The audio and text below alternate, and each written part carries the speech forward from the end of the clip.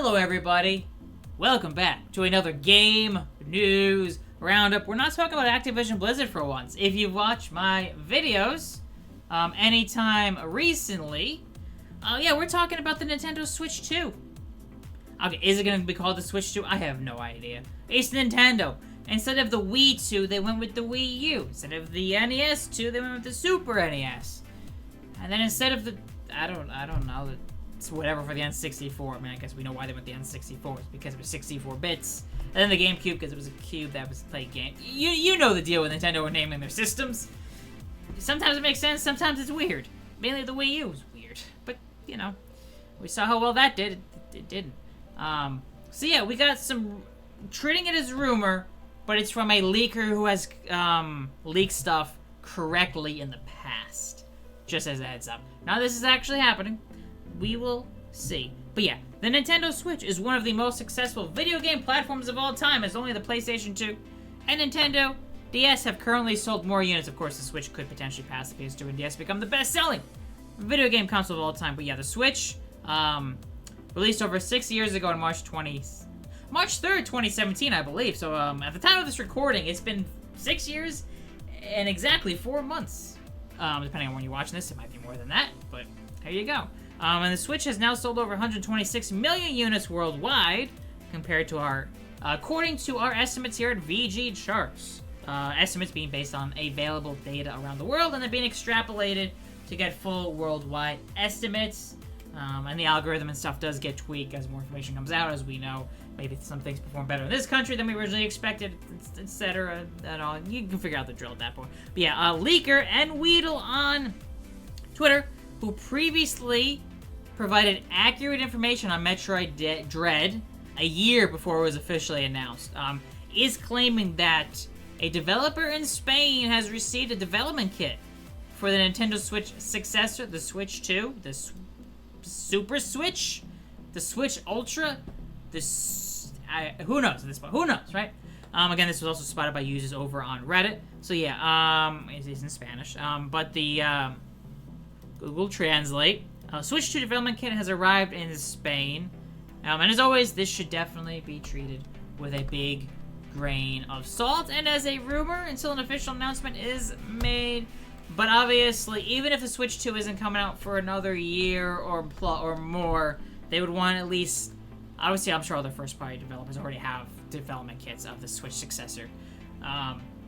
The earliest I see a Switch successor coming out would be next March or April 2024, which would be about 7 years, just over 7 years after the launch of the Switch, which seems fairly typical most of the time for for the next generation or whatever, the next console from the manufacturer to come out. If you look at PlayStation and Xbox, the 360 to the Xbox One was 8 years, the Xbox One to the Series X and S was 7 years, PS3 to the PS4 was 7 years, PS4 to the PS5 was also 7 years. Although with Nintendo, the Wii to the Wii U was 6 years, and the Wii U to the Switch was 4.5 years. 5.5 years? It was November 2012 to March 2017. But then again, those are different circumstances. The Wii U sold really well for a few years, and then sales absolutely tanked. The Wii U never took off. Also, bear with me, there is a thunderstorm going on outside right now. So if you hear that, well, I do apologize. I can't do anything about it. So, but yeah, and I've also mentioned recently, if you watched any of my other recent videos, we do have some other information about the Switch 2. That Nintendo themselves, president, and in a recently posted transcript of the Q&A session of Nintendo's latest shareholders meetings, this was from last week, shared, Nintendo wants to plan. They want to make a smooth transition from the Switch to the Switch successor. And one of the ways they want to make it smooth is that, which finally they're going to do this, of course, you know, if you've had an Xbox Live account, you've had it since the original Xbox, your account still works, you know. Or a PlayStation Network account since the PS3 days, or even I'm not sure about PS2, or PS3 to the PS5, it still works. Everything transfers over. But for the first time, Nintendo is making it where your Nintendo account will from console and mobile, whatever you're using now, will work on the Switch successor, which I think is a bare minimum. Hopefully I'm hoping it's backwards compatible. I mean, you look at the Xbox Series X and PS5, they are backwards compatible with previous generation consoles. Hopefully the Switch successor does the same. Hopefully it'll be able to take the same, whatever the cards are. They're not really cartridges, not really micro SD cards. I don't know, whatever they're considered for the Switch will work on the Switch successor. And obviously, any digitally bought games on the Switch will work on the Switch successor as well in your Nintendo account, which I think should hopefully happen. Fingers crossed. So, you buy the Switch successor, yes, you'll have new exclusives, but you'll be able to bring over your old library of Switch to the new gen Switch, and maybe you get some minor improvements, depending on if maybe it's a bigger screen. Maybe it's got an SSD or something, so the loading is time, certain things are faster, or other things. I don't know, we'll see. Maybe higher resolution, I don't know.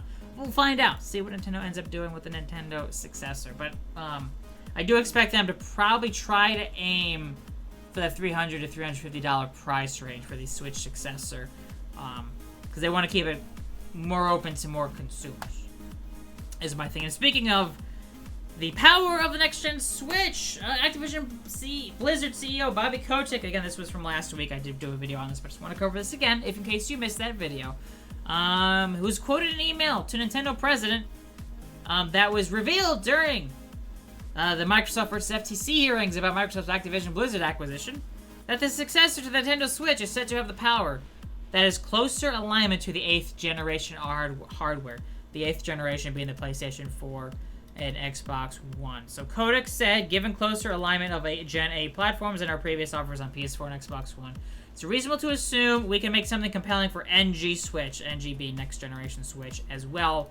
So saying that with the more powerful next gen Switch, they'll be able to develop and release more games for it much easier than they can do right now for the current Switch. Which, power-wise, the Switch is a little bit more powerful than the Wii U, which the Wii U was a little bit more powerful than the 360 and PS3, consoles that came out in 2005 and 2006. But obviously, there's a difference between a console plugged into your TV versus a handheld that Nintendo probably wants a 3-hour or more battery life, not a, alright, make this really powerful, I'll give it a battery, alright, you can play games for an hour and the battery's dead. I don't think they'd want that. Consumers wouldn't be happy with that. I think like a 3-hour battery life is expected at this point, minimum, for a for a standard gaming handheld, dedicated gaming handheld or whatever. I know there's more powerful ones on the market. There's the Steam Deck, but there's options where you can decide about power-wise.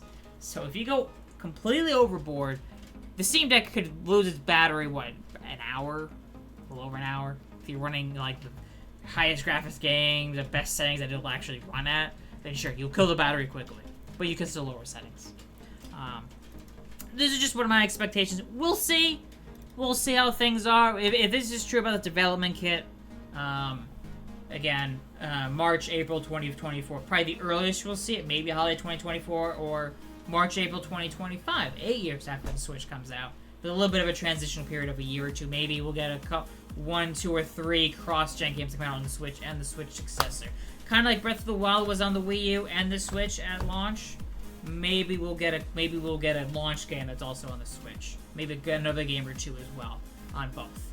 Kind of like I see at Xbox or PlayStation, they've released a lot of their big AAA games that are on the PS5 and Series X, also on the PS4 and Xbox One. But that is going to about do it for this quick talk of going over potential Switch 2 incoming. We'll see. Keep an eye out. As always, if you enjoy these videos, be sure to hit the like button. Be sure to subscribe. I hope you all enjoyed. Otherwise, yeah, I'll catch you all next time. More gaming news, gaming sales, more gaming information. Thank you all so much for watching. I'll see you all next time.